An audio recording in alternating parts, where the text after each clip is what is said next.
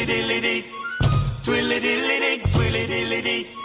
Twilly-dilly-dee. Tweet, tweet, tweet, tweet. She talks to the people all night long, chatting and a-gabbing and a-singing her song. All the divas down on Rainbow Street love to hear Toni go tweet, tweet, tweet. Talking Toni. Tweet, tweet, Talk, talking Toni. tweet, twilly-dee. Oh, talking Toni really gonna talk tonight. Tweet, twilly-dee.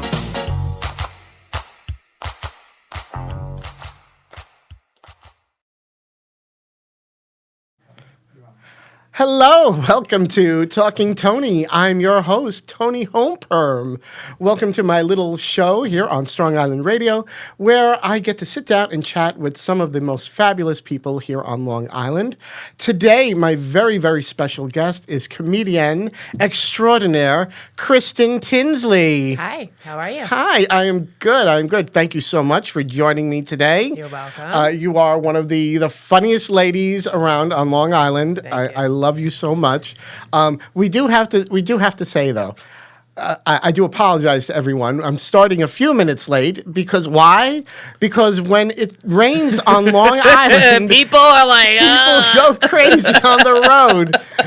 What is? Come on, you're a comedian. Yeah. Give me something about drivers on Long Island and the traffic. I think that they fall asleep behind the wheel. I'm picturing like their feet are wet, so they're sliding off of the gas pedal, and they just don't know how to like hit it. Yes. Actually, what it is that it gets for some reason it gets very dark. Yes. Windshields are dirty. People clean your windshield so that you can see in the dark when it's raining outside. It's like drag queens and your tights. Wash those things. Ooh, that has got to be something like, you know how like you kind of like disregard tights, and then all of a sudden you wake up like 3:00 in the morning one day, they're just like standing next to your bed, like They're literally standing there next to your bed, like, are you gonna wash me? Yeah, some girls I know, they could probably just stand the tights up and they could probably just jump into them. Yes, That's one not thing me. My we'll tights teach. my tights are always tidy. How often do you replace your tights? Whenever they really need it, well, actually, if they really rip bad Yeah. but Get sometimes crazy. what I do is like something that has like a run or something. Right. That'll be like, because I wear many layers of tights. Yeah, yes. So, like, and you so know, so were the girls at the Super Bowl. Trust Yes, me. Okay, yes. those thighs are not. So that you got to put like the worst tights go on first, and then the better quality tights just keep going on over.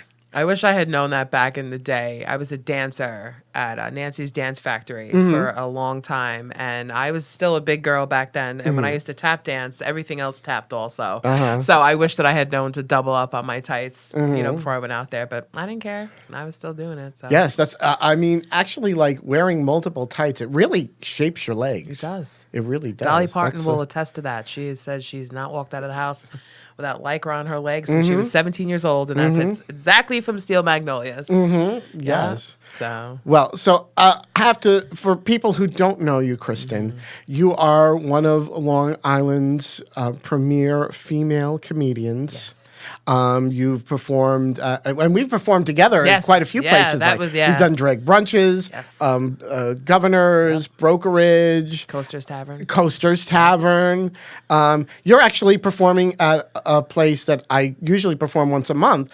Sip This. Yes. In Valley Stream. Yes. You're going to be performing there. I was very honored to be asked to do a comedy show with Joe because I'm a producer myself, so it's hard for me to be like, oh, hey, can I get on your show? I haven't quite figured out how to cross that threshold of, okay, I'll do your show, you do my show, whatever it is. Like, I'm still a comic, but when you produce a lot of shows, I feel like people kind of forget about that. That's true. So I was very honored to be part of that. And on Valentine's Day, he knew that I wouldn't have a date, and I don't.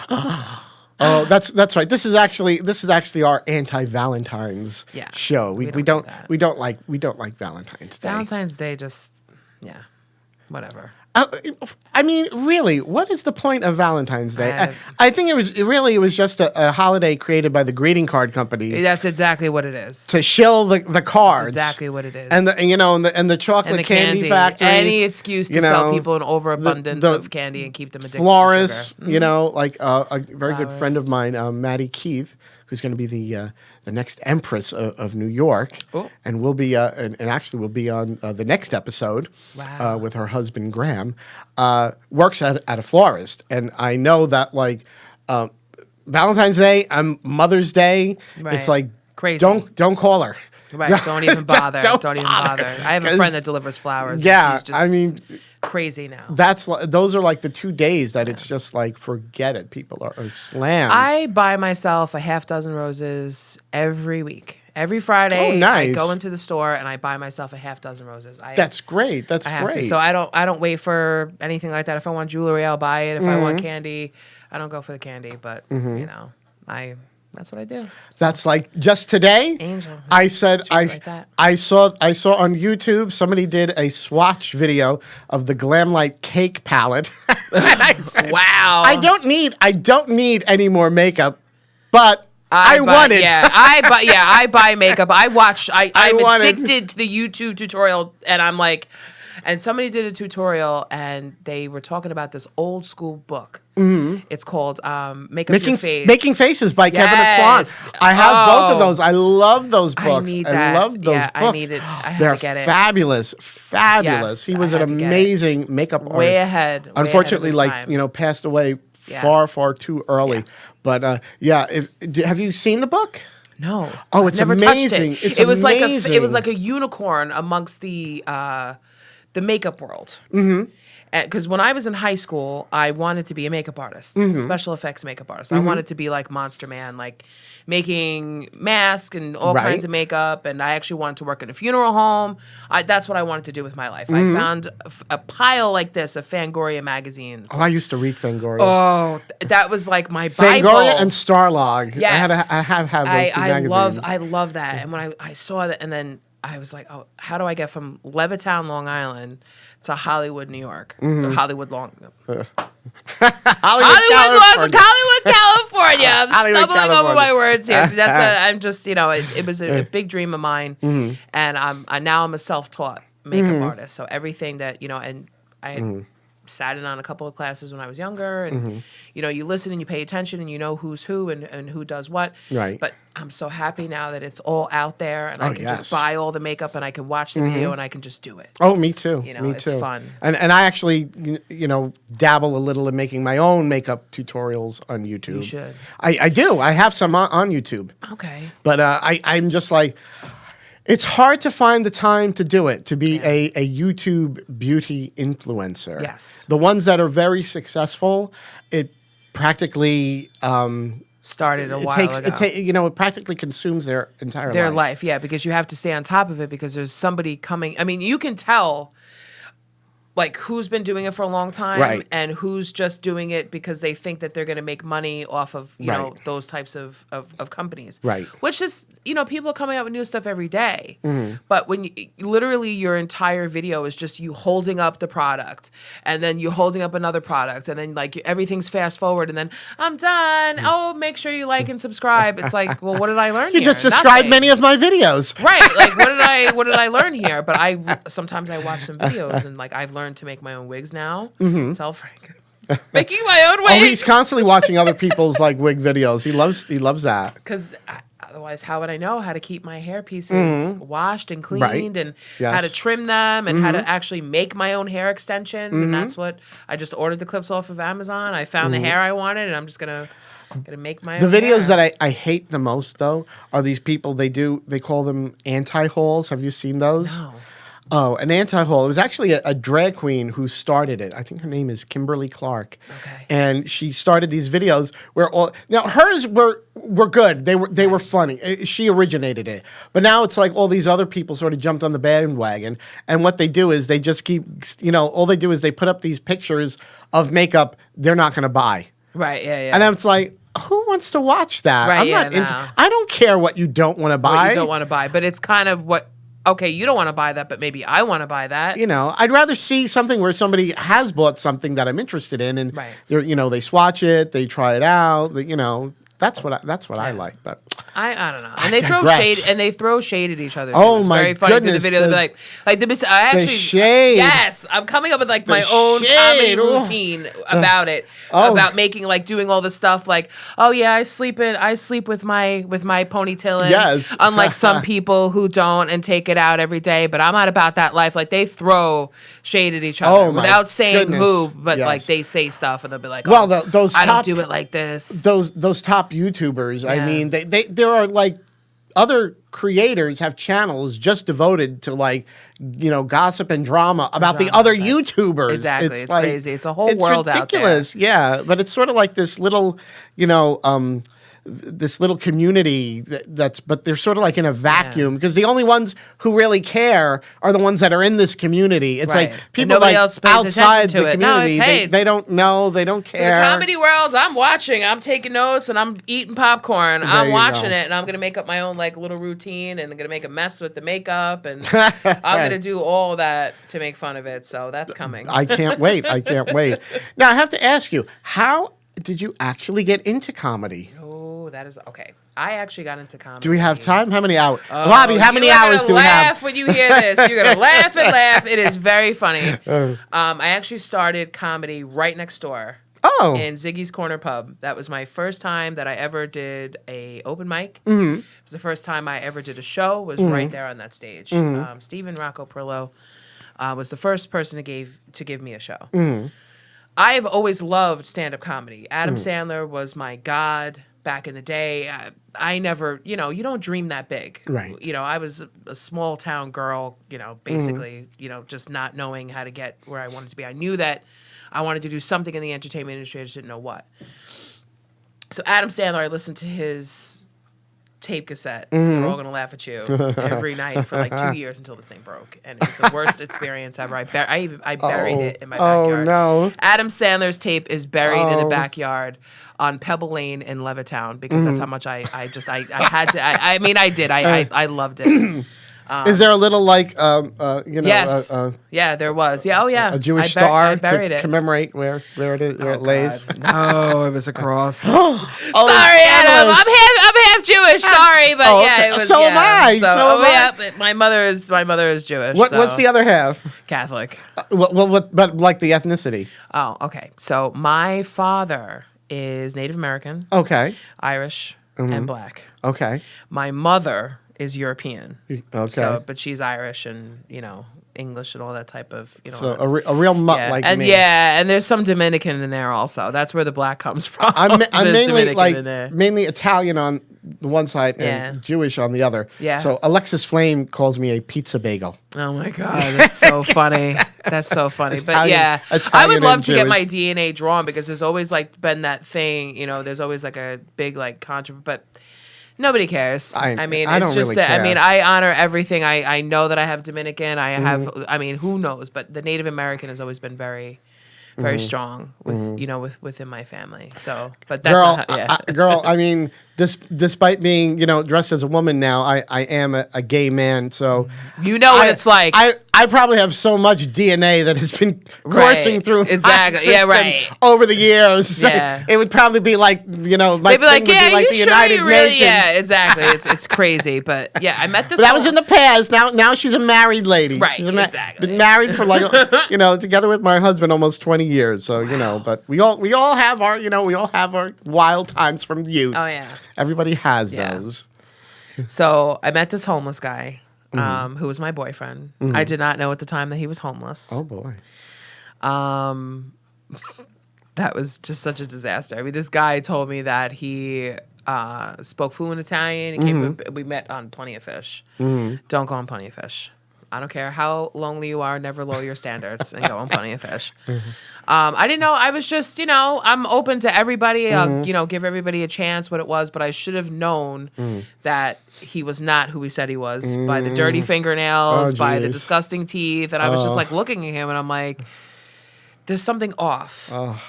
And then my sister was like, yeah, well, sometimes people that have money are like that because they don't want, they're trying to test you. So I thought, okay. So the next time I saw him, the teeth were better, the nails were clean. So I fell for it. Okay. I knew that there was something wrong with him. So it was kind of like he was my boyfriend, but I didn't know what kind of crazy I was dealing with. Oh, that's the worst. So I was scared. You don't I'm know what living the crazy right. I is. don't know what the level of craziness is. Like Oh, every time I boy. would talk to him on the phone, I would always hear the train. He was over here in Ziggy's Corner Pub, lying to me, or like by the garbage can, like say that like he was at his house and like all this craziness. But he never invited me to his house. Like we would just hang out, we would have fun. But he brought me over here to the open mic night because I said, oh, I wanted to try stand up comedy. I had no idea. So thank you, loser. But yeah, that's how I got started in comedy. All the other comics knew. They all knew that he was a homeless liar. No one told me. Loser. Thank you. I feel bad because his current girlfriend actually like hits me up and she's like, "Oh my God, help me! Like you were right." Because I messaged her and I said, "Listen, the person that you think you're dating is not. He lied about his name. I mean, it was just You're like, insane. It was crazy. Molly, you in danger, You girl. a danger girl." Enjoy it, honey. Enjoy it. I tried to tell you. Enjoy Molly, it. girl, you in danger, You in girl. danger, girl. You better run, girl. I feel bad. I feel because his ex-girlfriend had tried to warn me. That's how I found out about it. And I was like, All the "You're exes I'm like, are "You're constantly crazy." warning the next Yeah. girl. And it's like, but next time if a girl, but you, as a woman, you never think that, you don't know when you're going to come across that person that's jealous. Right. That just wants them back. You Right. don't know. So it's kind of like, Exactly. you know what? I don't believe you. Let me Right. see. Yeah. But then when I started seeing certain things. Then the red flag started Right, like, popping up. and then I realized why And he you're didn't like, take his "Oh, shirt wait, off because yeah, he had the tattoo of his real name on his arm, and Oh, like you it was gotta be like one kidding. of those Lifetime movies. I'm standing there in my living room, and I opened up his wallet and I saw his name. Oh my and I God, was you were like Tori Spelling. yeah, I was like, oh my God, Tori Spelling in a Tori Spell- Lifetime movie. My husband's. What was that movie? My husband's secret life. Or Yes, something my like that. husband's secret That's what I thought. And You have I to was do like, my, wow. my homeless boyfriend's secret life. Yes. And I mean, you couldn't write this stuff. I mean, my friends just totally enjoyed listening to it and they're laughing. And I'm like, yeah, but this person's in my house. Oh, jeez. Like, I need help. Like, stop laughing and call the cops. Like, this person's in my house. So eventually he just went away and he just never contacted me again, which is, I was like, thank God. Thank you, Jesus. Thank you, Jesus. And you know what? I don't think he doesn't know. I mean, he might know. I mean, he's probably somewhere hiding on my Instagram, but you know, thank you, loser. So Oh my. I'm not hurt over it, not one bit. So what was your first open mic like? It was nerve-wracking. I had no idea how to write a bit. Mm-hmm. No clue. Mm-hmm. I just got up there and was just basically myself. Mm-hmm. And just told whatever story I could think of in my head that was funny. And the guys, they were nice, and people were, they were nice and they laughed, and some people, gave me advice, and I just went back every week and I would I had no idea how to structure it. I didn't know anything. Right. I never took a comedy class. I just took, I went to college for creative stuff. So I took acting, I took public speaking, I took creative writing. So I kind of had an idea. And plus, I came from the entertainment industry working in film. So I kind of had a little bit of an idea, but I didn't know that there was an actual structure to it. I just thought that you just went out there and it was funny. And then, one of the comics that I know, Nigel Fullerton, said, "This is how you write a bit." So and I was like, oh, that's like writing an essay. So now I find it easier to be able to. But it was very nerve-wracking. I was very shy. I met Teresa Farrell. Did you ever meet Teresa? I don't think so.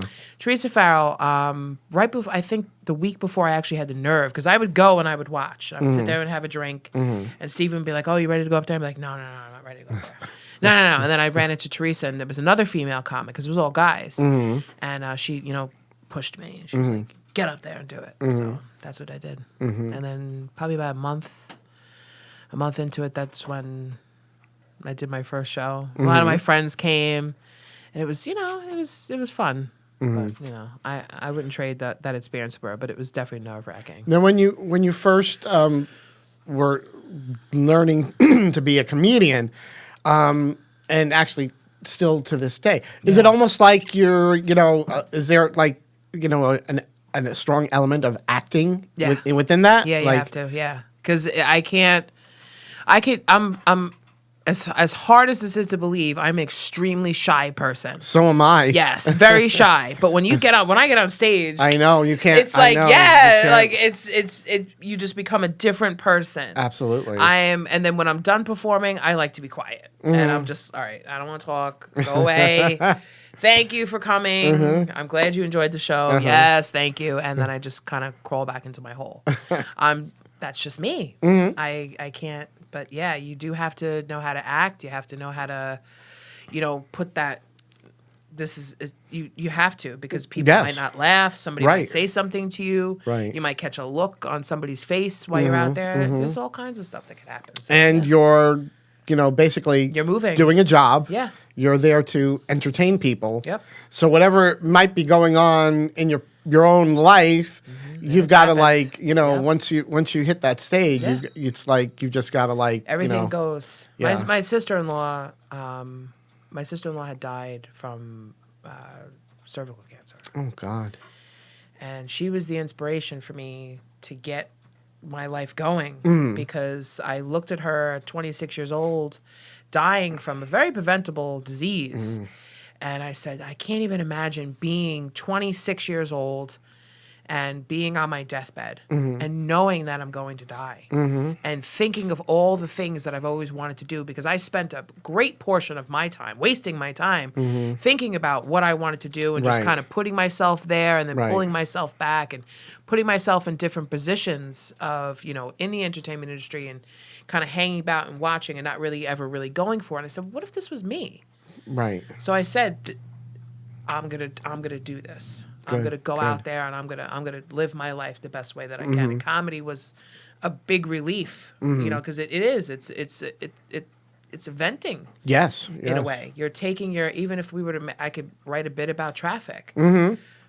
As long as I'm making it funny. Credit me. Right, exactly. Like, thank you, Toni. Credit Toni Holmberg for that Yeah. bit. So, I mean, a lot of it, I even wrote a bit about my ex-boyfriend, and they love it over there at Ziggy's because they know exactly who he is. They know- And they know what crack you're up, talking about. They know exactly what I'm talking about when I talk about that. I mean, because he just, it was crazy, but yeah.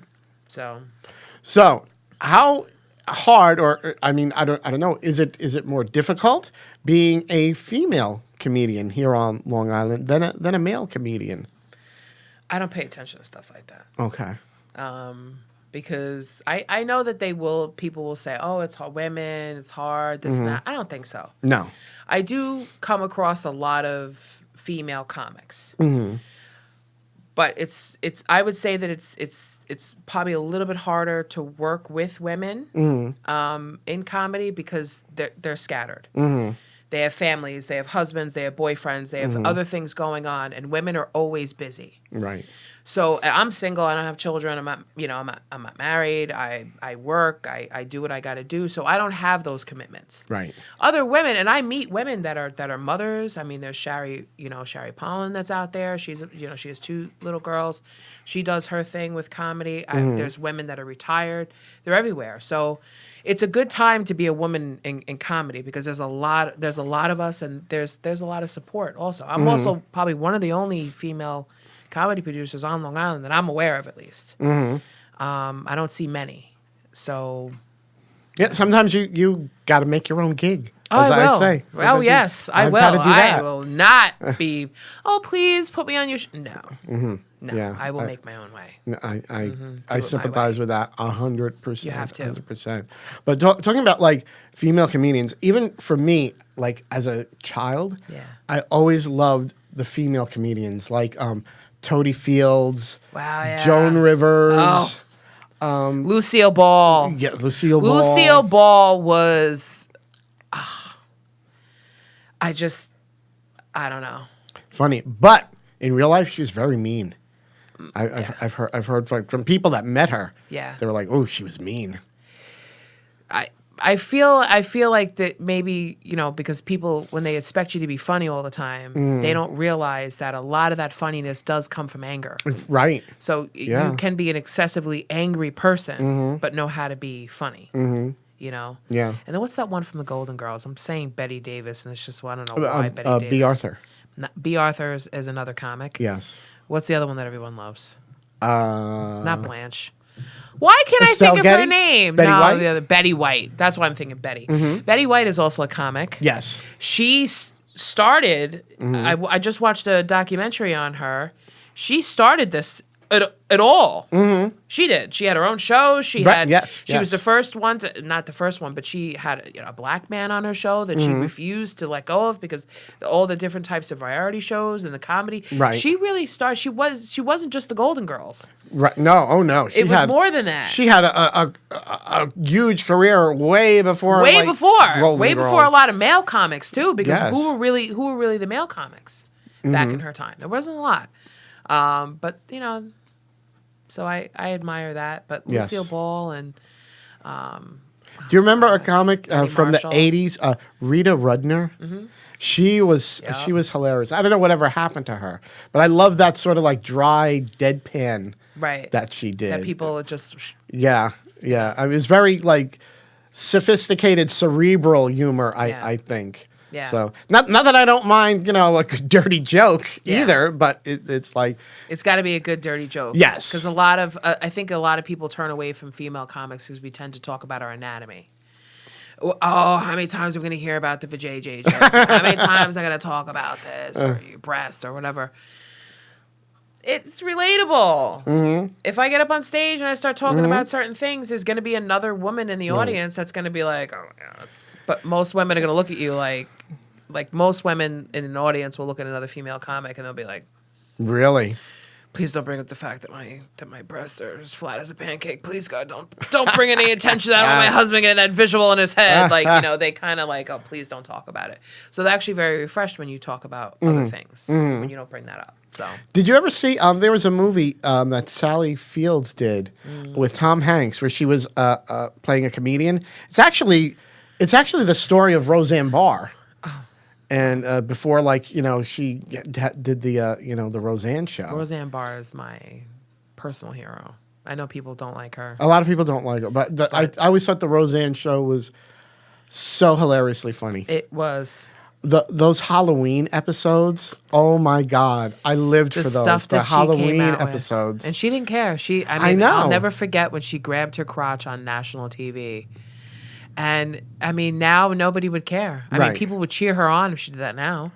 Well, back I then, they don't hated know. it. They're going crazy over J-Lo and Shakira, the halftime show. They're going crazy like, because I don't understand. I don't understand it either. I mean, really? It was a concert performance. Right. What Are is- women not allowed they- to be sexual? Are we not allowed to show our bodies? Don't men spend most of their time but they trying were- to look? They were completely covered. It's Right. not like there was anything exposed. I don't understand And they're that. saying nobody complained when Adam Levine from Maroon 5 Yeah, why- the year before he was completely shirtless. Right, but that's showing okay. all his tattoos. Nobody had a problem. Nobody had a problem. Nobody and it's had a not problem. Fine. And this is something. And you know what? Another thing. I want to say this. Mm-hmm. Why aren't the cheerleaders that work so hard Mm-hmm. all year? Why aren't they out there? Why aren't they doing a little bit of a special event? You Right. never get to see the cheerleaders ever do anything. When you go to a high school football game, Mm. and I'm a bus driver in my real life, so I see it all the time. But everything's about the football players. The Yes. football players get the sandwiches. The girls bake them brownies and cookies. What about the girls who work so hard? Gymnastics, sweat and injuries, all this stuff. know, And I they know. don't get any exposure. How come we don't see the cheerleaders doing a little bit of a halftime show? When are know. they going to get some recognition? They- because they're they dressed should. pretty, They should. pretty revealing also. But they are athletes, and I would like to see maybe the first 10 minutes or 15 minutes of the halftime show dedicated to the cheerleaders. Men, just let the women, just let us take over. we Sorry. must Just let make us take it. We over. must It'd be make it better. happen. Yes. Yes. I don't know why they don't. I don't know. But you know what? We're going to take just a quick, short little break. Allow some time for our sponsors because we need sponsors. Sponsor. We need sponsors. But we will be right back with more Talking Tony and the fabulous Kristen Tinsley right after these messages. So stay tuned.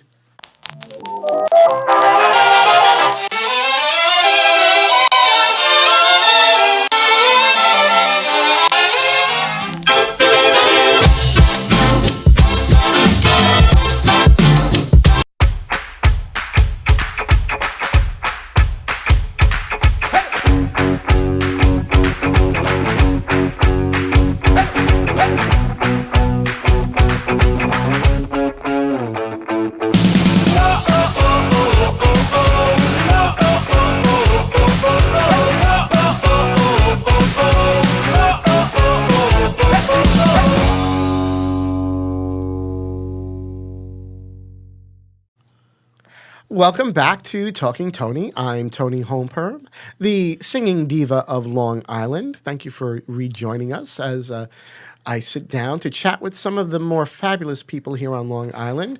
And joining me again is the fabulous comedian, Kristen Tinsley. Hello. Thank you for coming Thank back. you for having me. Thank you for, even though, it was only a 30-second break, but That's okay. you could have dashed out the door. No, would never do that. I wouldn't even be able to get out of the chair in 30 seconds.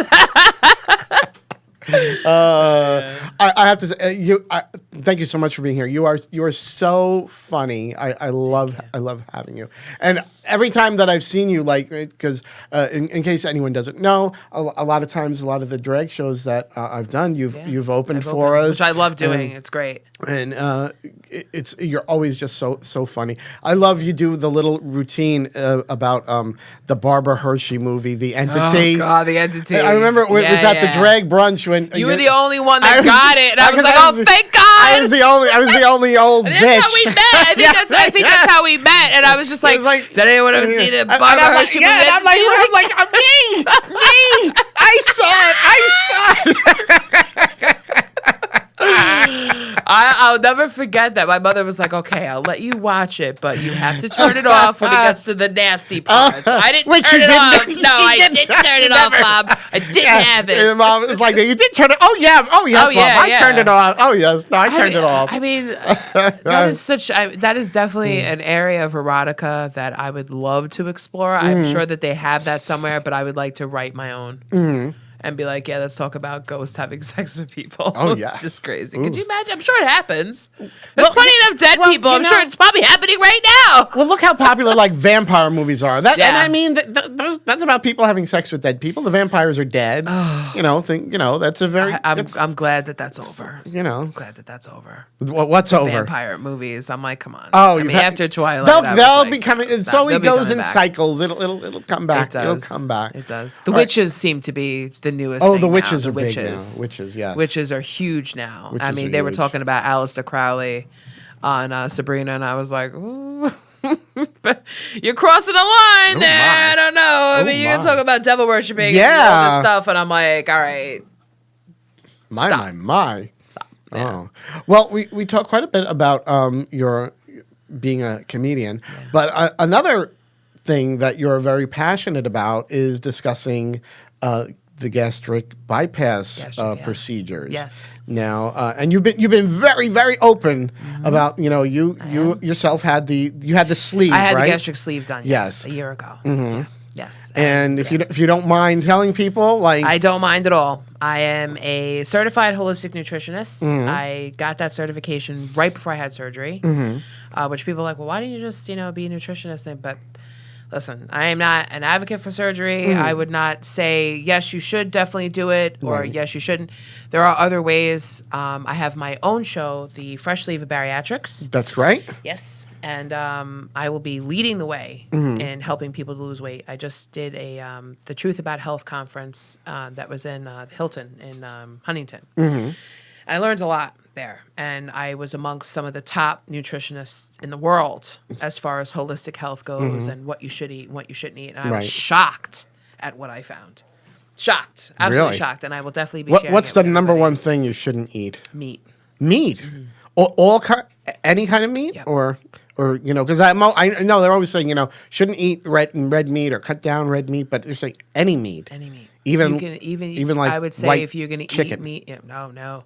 I would say that if you're going to eat meat once a week, I had never, if you think about it, and I know for my own personal self, I was always told, and holistic was not something that I was just, I'm just going to jump on the holistic bed. No. I had hormonal problems as a teenager, as a child, and I was always along the holistic path because regular doctors didn't know what to do with me. So they were like, listen, we don't know why you're developing so fast. We don't know why you're so heavy. We don't know why you're so tall. We don't know all of these things. But as soon as you lose weight, all your problems are going to go away. Not true. That was definitely not true. So all the diets that they said, low carb diet, high in protein. So I'm eating all of this protein, and I'm not losing any And weight. you're not losing weight. But then when I went to college, because when I went to Nassau, I had to take a science requirement. I took human nutrition, and I really loved my professor, and I was very honest with him, and I said, I have all these issues and I have this problem. He said, stop right there, stop eating dairy, stop eating meat, and watch what happens. I listened to him. I lost 15 pounds in a month. Wow. I just started back again because you listen, Right. but because you don't get it's just I was an idiot in my 20s just not listening, and then every other nutritionist that I came across was like you have to have don't you can't, even when I had the surgery, you're not allowed to have vegetables for I think 3 or 4 months. You're not allowed to have fruit for a year. Wow. But all that fruit and vegetables are all vital to the nutrients in your body. You need that to survive. Right. And now I'm just filling my body with protein. And yes, I was losing weight because I was eating smaller portions. But I didn't feel well. I felt awful. And I just started going back because I said, you know what? I'm a person that, listen, it's all or nothing. And I just threw everything out. And I didn't throw anything. I'll eat meat once a week, if that. But the rest, everything has just been and I'm fine. Lost 3 pounds in a week. Now that's not going to be the same for everybody. Of course, yeah. But it's not water weight. It's actual. Your body starts burning the fat because I'll tell you a secret. Within your digestive system, in your intestines, is where your immune system lives. There's also good gut bacteria in there. Now this is something that's very disgusting. Okay, I can handle it. if you are the coffin for the carcasses of the animals, you have a dead being or an energy source rotting in your body. You understand? Right. So you're eating all this meat, and you're eating meat every single day in abundance, because especially people who follow like the paleo diet or keto or whatever it is. That's a lot of meat. You're eating, and people think, oh, I can eat all the meat I want, Right. and it's fine. No, you're overloading your system. And now all that bad gut bacteria now has to come forth to break down all that animal protein. And guess what happens? It raises your insulin, gives you insulin resistance, and that is the leading cause of diabetes. Yeah. Meat consumption is the reason for diabetes, and anyone can fight me on that. There's plenty of scientific backed up proof. There's plenty of stuff. They just don't tell you that. So not eating sugary stuff. No. Really? No. Wow. Nope. Your body knows what to do with sugar. Your brain runs on sugar, but it doesn't have to be corn syrup. It doesn't have to be regular white sugar. It can be just the sugar from fruits and carbs. And that's not to say, okay, well, I'm not going to eat meat, so I'm going to eat carbs. You have to have whole grains. You have to have, fresh fruit. You have to know how to do that. Right. You can get your protein from beans. In a serving of beans, a quarter of a cup of beans is already like 20-something grams of protein. Right. That protein is not inferior to animal protein. Right. People did not have access to meat. They say, oh, the paleo caveman diet. What did you think they did? They didn't always They have didn't meat. have meat all the time. No. What do you think they ate? They ate plants. Right. Yeah. That's why they live so long. Yeah. There are countries that survive just solely on vegetables and beans, and they are the healthiest, cancer-free, all that. So the good gut bacteria is what determines how you burn calories in your body. If you have too much bad gut bacteria, you're not burning anything. You're storing it. And it doesn't burn off. And now that's not true for everybody. There are some people who just have really good gut bacteria in abundance, and they are able to eat whatever they want, and they're able to stay the same size. Those are the skinny bitches Those are we the hate. skinny bitches that we hate. Yes, but that's because they have good gut bacteria. Right. That's the only thing that determines whether or not. And if you look at the difference between somebody who eats animal protein and somebody who, some of the top athletes in the world only eat plants. Really? Yes, they don't know eat that. meat. It causes cancer. There's a lot of things that people really need to start waking up to it.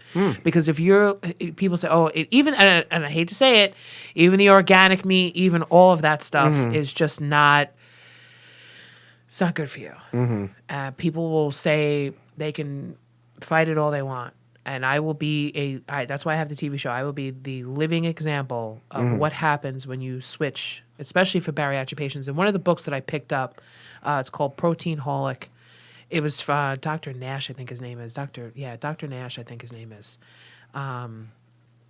He is a bariatric surgeon, and he's talking about about the one thing that he noticed with the patients that were coming in. Oh, the reason why I gained weight this week is because I had a donut. But I also had 15 ribs, 12 pieces of chicken. You know what I mean? Yes, Yeah. that's overabundance of food, Right. but it's the protein that's doing Right. it. So I'm gonna see. So we'll see. Very interesting. I myself, what used to be 100 pounds heavier, and I was going for gonna go have the gastric sleeve. Right. I had my surgery date and everything. Yeah. But what happened was, I think it was a combination of things. But when I went and like they first weighed me, and it was like 250 pounds, and I'm only 5'2". Right. I mean, so it was like, I was, obese. I think I'm still considered when I put in my weight now. It still says It obese. still says obese. That's, Yeah. that's I'm just like- that's another. Don't get me started. That's another thing. But I also have been diagnosed with sleep apnea and had to get a CPAP machine. And they tell you, how they tell you like they want to see that you lose some weight on your own Right. before they'll certify you for surgery. Right. And I don't know what happened between the CPAP machine helping my metabolism because Right. it was completely messed up. Like the sleep apnea, I was told like the one doctor said it was the worst case she'd ever seen. Yeah, she was like, she was afraid. She was like, you could like just go in your sleep like that. Yeah. That's how bad it was.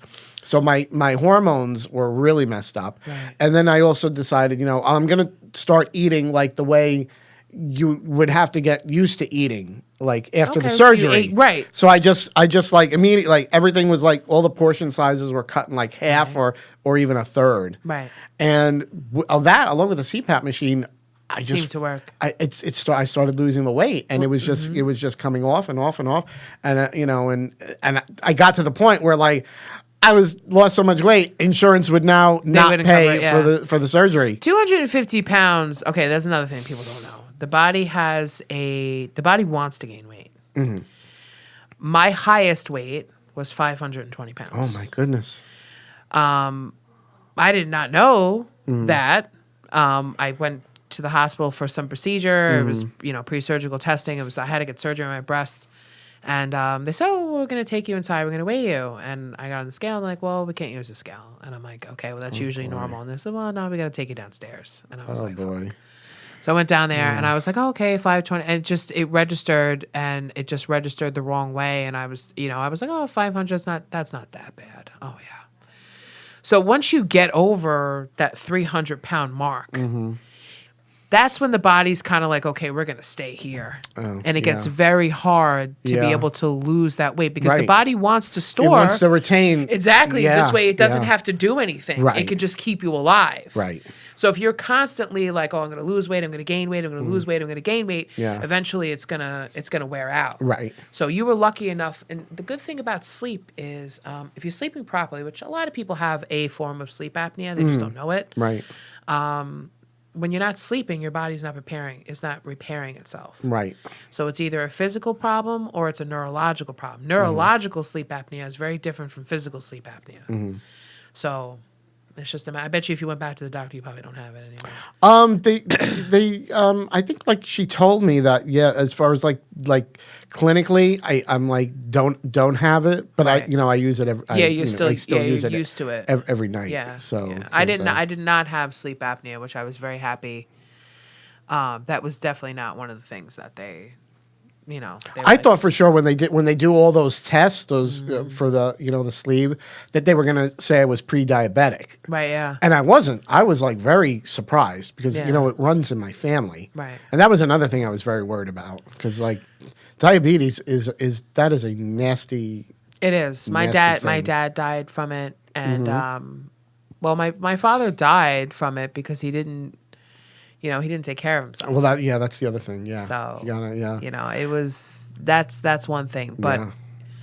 again, he also fell for the same thing. And plus, if you think at the time when he had diabetes, that's when Sweet and Low came out. Right. That's when Equal came out, and Yeah. diabetics were like, "Oh yes, Yeah. yes, give me all that sugar-free stuff. Give me all that." Guess what that does? Oh. That destroys all of the good gut bacteria in your intestines, and it does not come back. So when you have that, and now your body's not burning calories, it's not using insulin for what it's supposed to do. Right. That's what turns it into Right. diabetes. Would you say it would? Isn't it better to actually have like just a spoonful of regular sugar, If or if even like a little necessary, honey rather yeah. than Yeah, of the course. artificial? I mean, I don't. Or dates. I would prefer dates. I Mm-hmm. would prefer that if somebody were to say to me, "Oh, I need to sweeten something," Mm.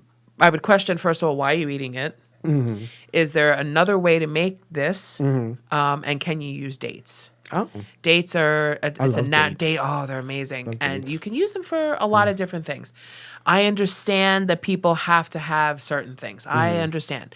Make it as fresh as possible. Like if you need to make a cake, make it whole grains. Make it a good way. They have banana flour. They have all different types of flours out there. That's Oh, not yeah, the same yeah. as this. For icing, I would recommend using. They have the chocolate hummus, and they also have the Oh. vanilla hummus. oh, I didn't know it comes in chocolate It and vanilla. does. It does.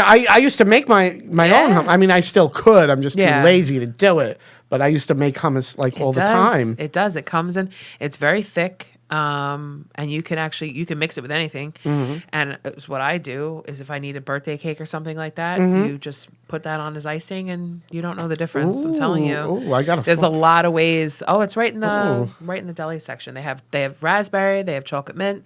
They have they have vanilla. They have all kinds. They have a pumpkin one. I make pumpkin pizza with the hummus. I do a lot. Oh, my. The fresh leaf of bariatrics is mine. this That's like- why I'm wearing this fat girl swallow. Fat girl Because swallow. we did. We do. I love it. I love it. Oh, that's great. Well, what's one of the funnier things about gastric sleeve surgery that you could tell us? Because you are a comedian. I'm sure you had to find some humor in it. Yeah. I would definitely say, oh God. I mean, nothing physically funny because nothing, except for the way my body, like I make a joke about how like everything's flattening out. So when I take my shirt off, my boyfriend's like, "Get the log cabin." Everything's flattening out like a pancake.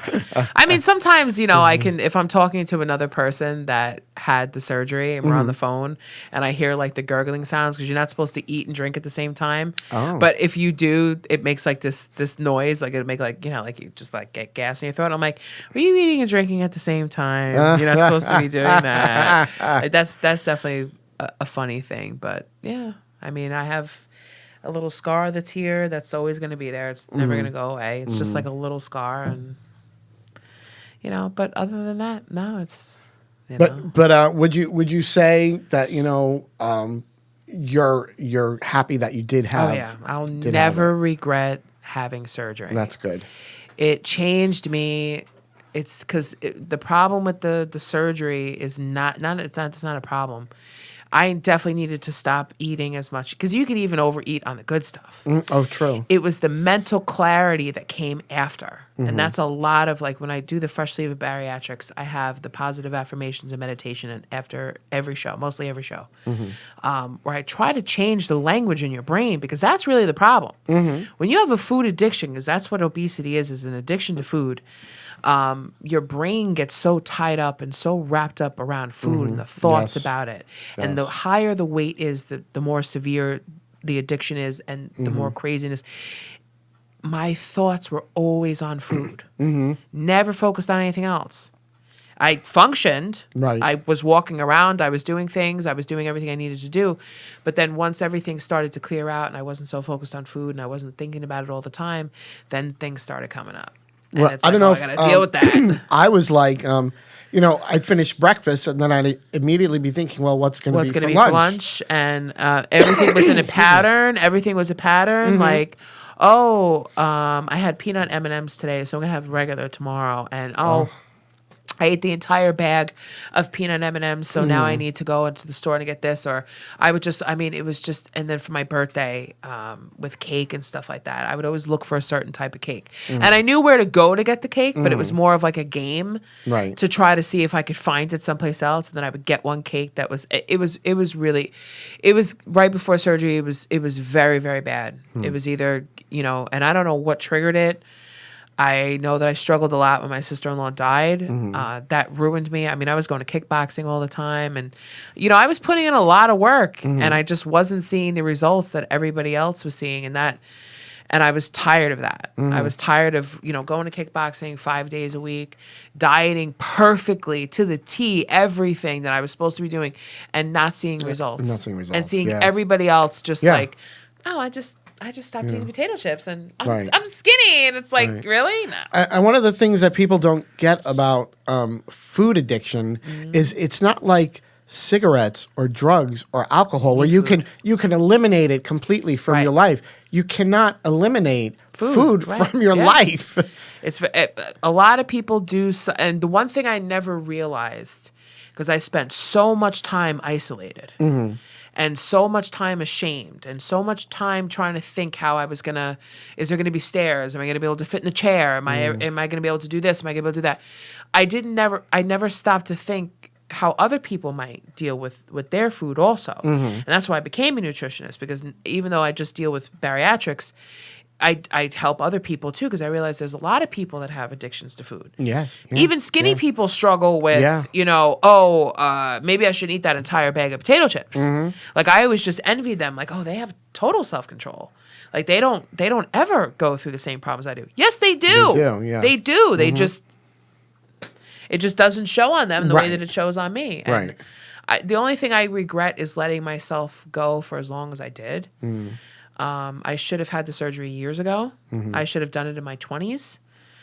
I mean, let's be real. I probably right back. But yeah, I mean, I should have done it in my 20s. I could have lived a different life, but you have to do it when you're ready. True. Very It can't true. be where everyone's just telling you. Right. I had to go for an MRI, and they called me in a day earlier to see if I could fit in the machine, and I was like, that's it. I'm going. I'm making an appointment. That's it. I'm going. It was awful.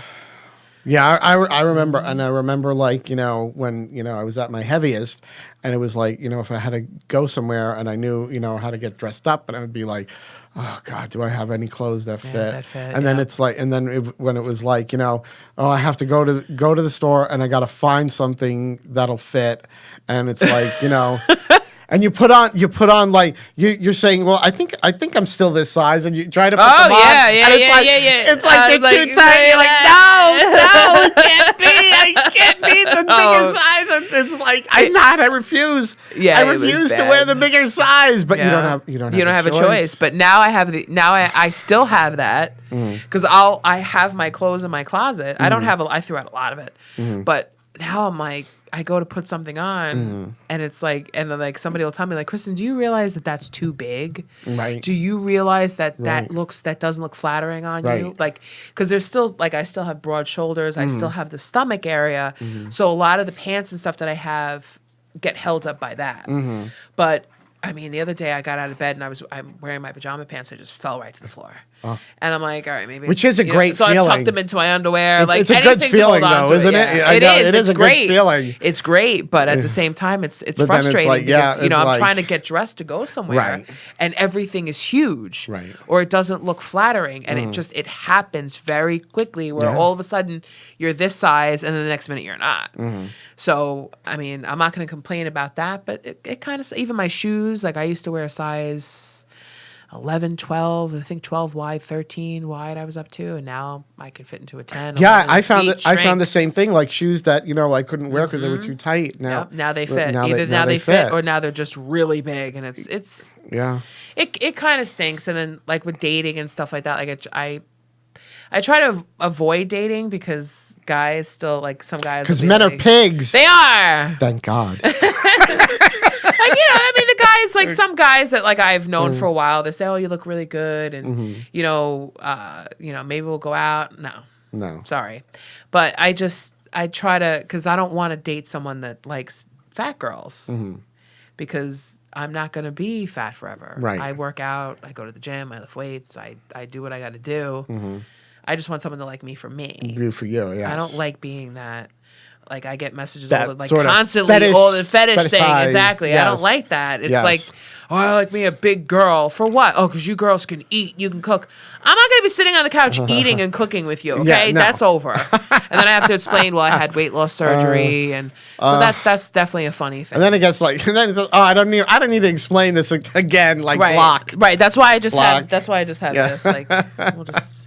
As a drag queen, I get, I'll get these like, messages. I know the same ones that like you and message you, message me. They do. Whenever I see if anyone's friends with like a couple of my other friends, I'm like, no, because I get them all from Africa, and I'm like, why? I know all these strange countries, and I'm like, listen, I'm a dude, okay? I only do this for entertainment they purposes. know that though. I don't know. Some of them are like, oh yeah, I know. It's okay. I still think you're beautiful. I'm like, well. First of all, I'm married. I have a husband, so don't bother like messaging me.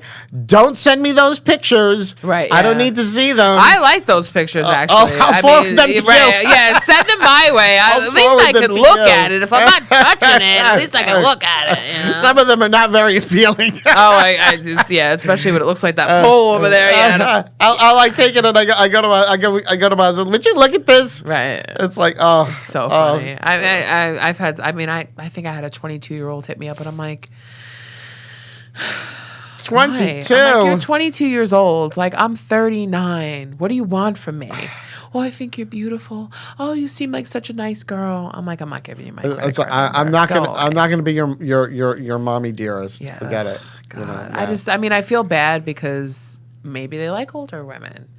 Maybe they could be. There are guys that do, and maybe and I feel. There's this one kid that I see all the time, and he listens to the same music and that I do, and I'm like, oh, maybe, but he knows about it because that's what he's interested in, because now you can watch YouTube and you can. So yeah, if there was a younger guy who's maybe like 28, 30 years old, I might go for him because he's, you can Google my entire childhood. I do have a friend who she ended up marrying a much younger guy, and they are very happy. Very happy. Yeah, I think going younger might be the way. But it has to be, it has to be that, connection. Yeah, there's got to be that connection beyond, like somebody that's into like older women or somebody it has to.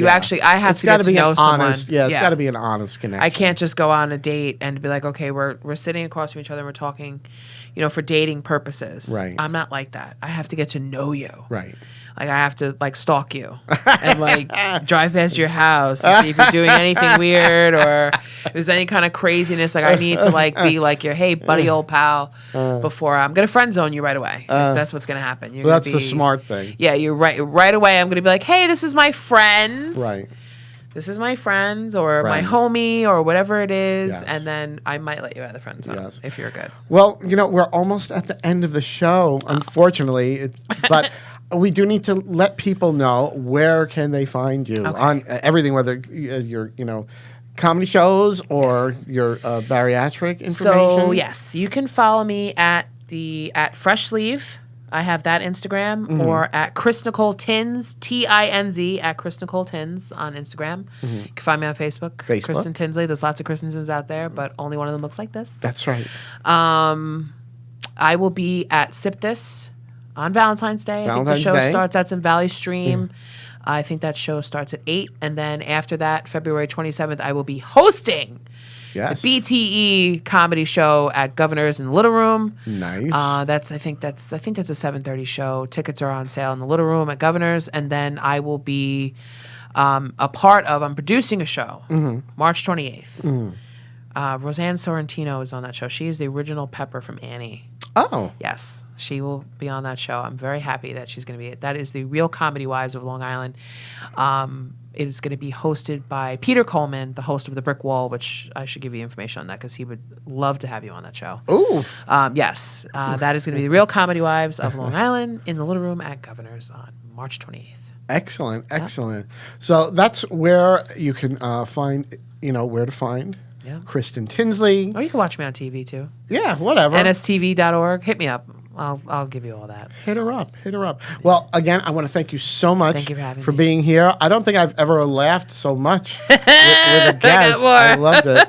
I loved it. It was great. Yeah. So I want to thank you for being here. welcome. And I want to thank everyone who tuned in to listen. Thank you. And until the next episode of Talking Tony, I bid you all good night. Good night. Twilly-dilly-dee, twilly-dilly-dee, twilly-dilly-dee, twilly-dilly-dee, tweet, tweet, tweet, tweet. She talks to the people all night long, chatting and a gabbing and a singing her song. All the divas down on Rainbow Street love to hear Tony go tweet, tweet, tweet. Talking Tony, Tweet, tweet, talk, talking Tony. tweet, twilly-dee. Oh, talking Tony gonna really gonna talk tonight.